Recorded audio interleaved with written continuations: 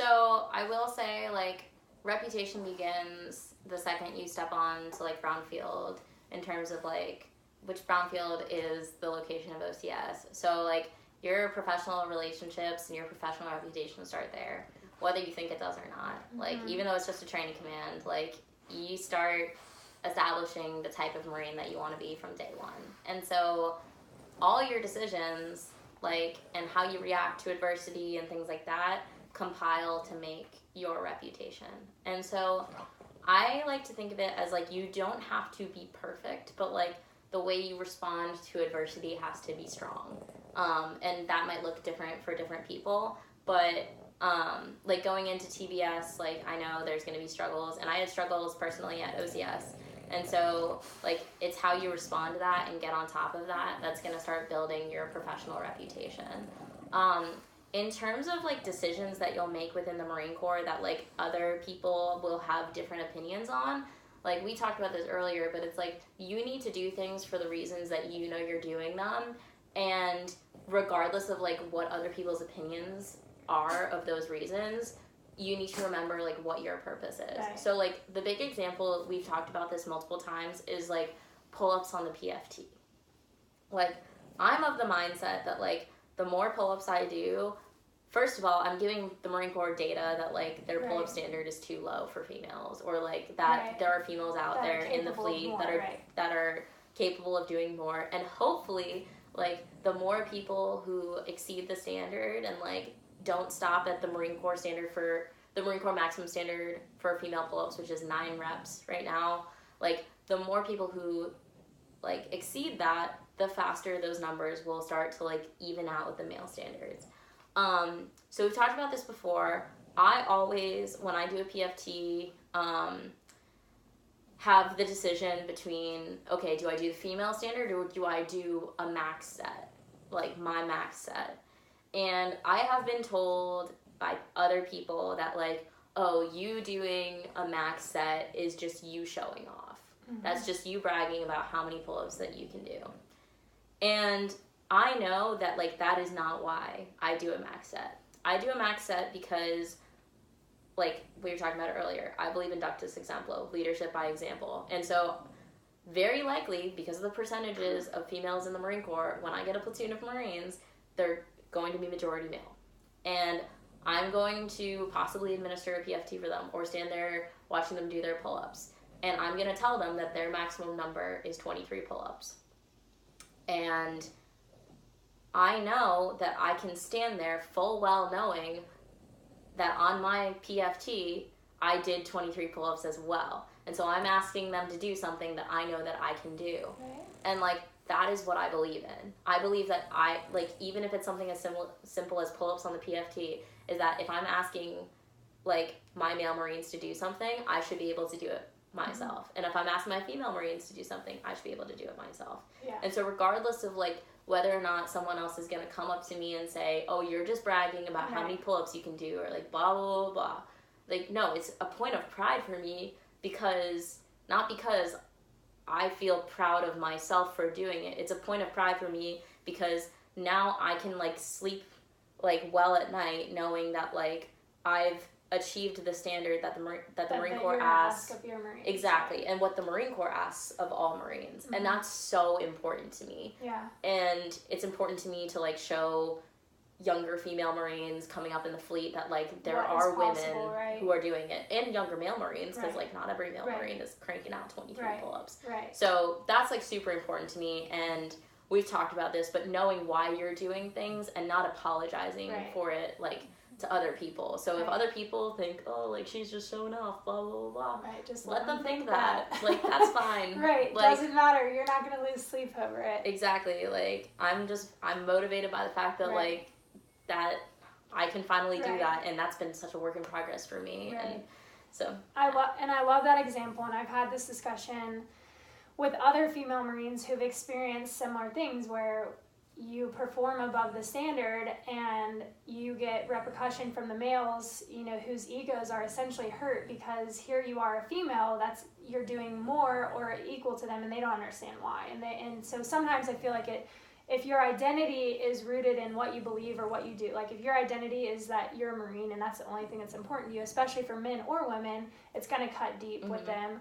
And so it's kind of like you're damned if you do, you're damned if you don't, right? If you're below the standard, then you're going to get repercussions from the males. If you're above the standard, then the males are going to say something. So people are going to always be judging you and watching you no matter what, right? So at the end of the day, all that really matters is, are you true to yourself? Yeah. Can you stand up and, you know, be proud of who you are and know that you're true to your values? And then, like you said, stand in front of your Marines and be confident in the work that you put in and who you are as a person, because this is what you stand for, right?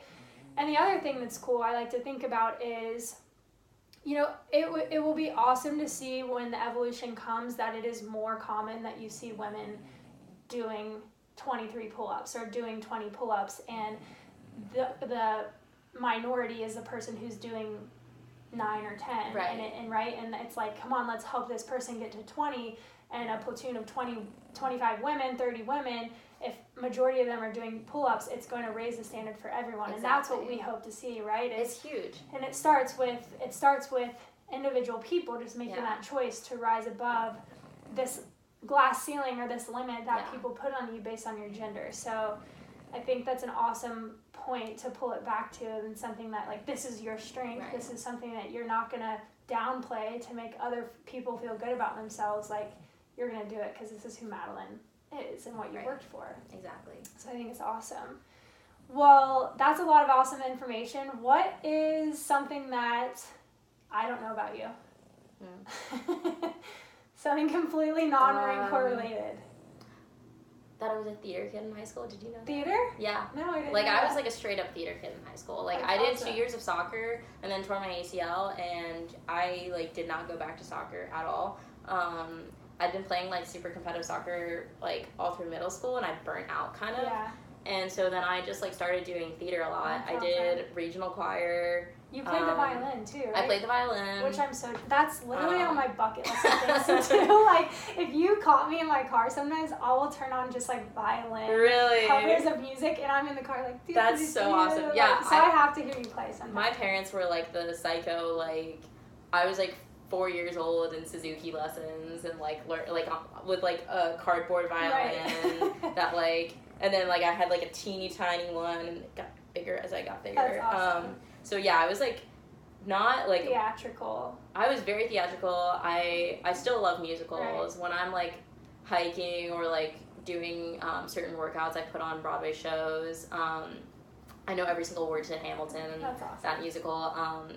And I think it's funny because, like, I like that I have that, like, completely different side of me that, like, has nothing to do with the military. Right. I think it, like, it actually paid dividends because, like, I'm very confident speaking in front of crowds because, like, I did theater and, like, so I've done a lot of ridiculous things on stage from that perspective. So, like, speaking in front of crowds is pretty easy for me.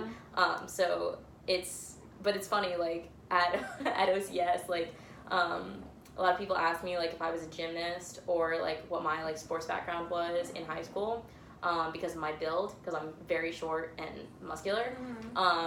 And I was like, my sports background is high school theater. I was a varsity theater athlete. You're like, I don't have a sports background. So that's awesome. Yeah. Well, that's cool. Hopefully that can be encouraging to women who have this desire to join the military or this desire to do some job that requires a lot of physical training. I think, so one book that I have all the athletes read is Mindset by Carol Dweck, and it talks about the fixed mindset versus the growth mindset.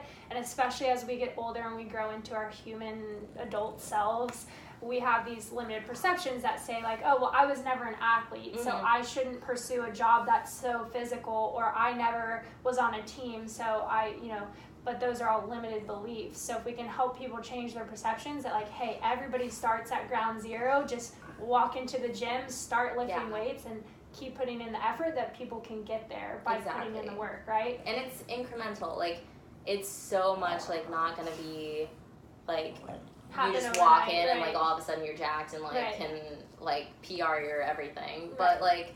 Genetics do play into it, but like, it's not every, But no one in my family is an athlete, and, like, I, like, started lifting weights, like, the end of my senior year, in high school, very small weights. We're talking like 20-pound goblet squats. Right.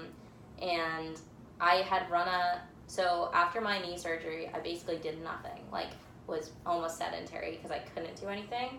And then I missed, like, the physical aspect of, like, playing soccer. So I started training, and I ran a half marathon my senior year. And then after that, I got, like, super bored with running because I was running every day. And so I, like, started, like, very minimal weightlifting. And then got to college and, like, started, like, actually, like, touched a barbell for the first time.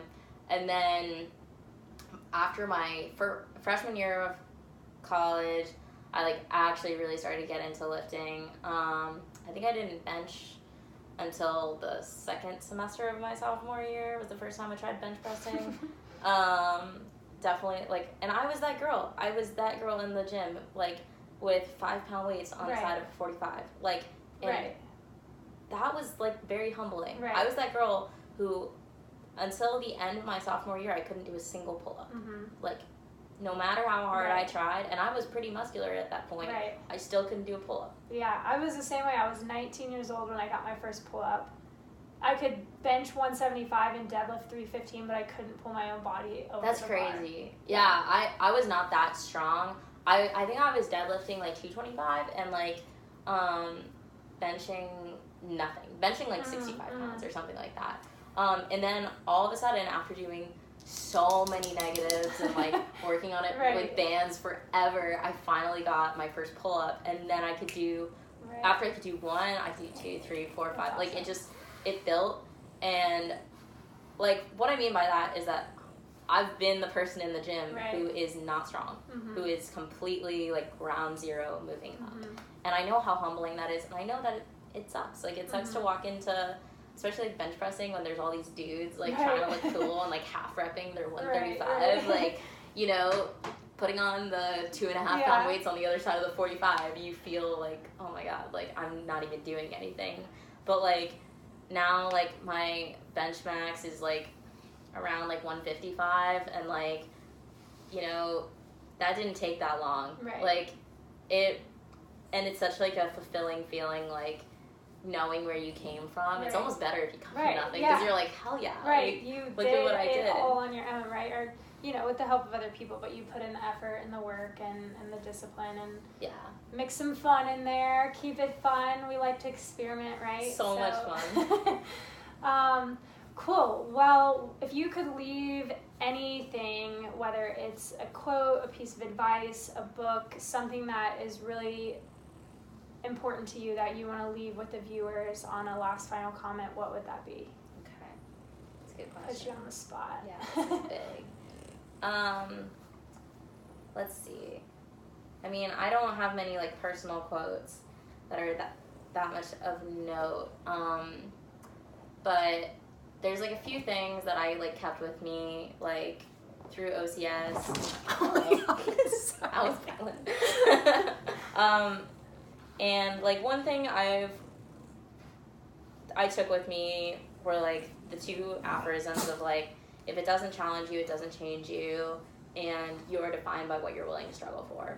And that doesn't mean that, like, everything has to be hard, but, like, it means that, like, the things that really, really matter, like, it's gonna test you in some way, and, like, that's okay. And I think there's so much, like, need for positive affirmation in our society today. Like, everything's based on number of likes, number of comments, like, all this positive affirmation. But, like, the things that are really gonna change you might not be the things that make you feel good all the time. They can, and that's okay. Like, it's okay for something that you work for to not be the hardest thing you've ever done.